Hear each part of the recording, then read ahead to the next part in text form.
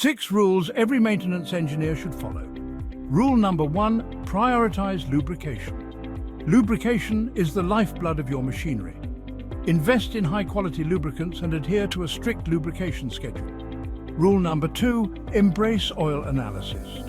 It helps you spot problems early and avoid costly breakdowns.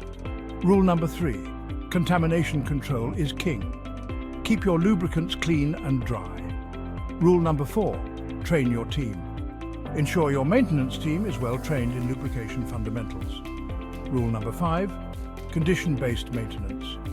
Use technologies like vibration analysis and thermography to predict failures.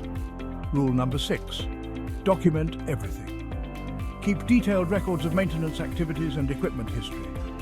By following these 6 golden rules, you'll optimize your equipment's reliability and minimize downtime. Implement these rules today and see the difference.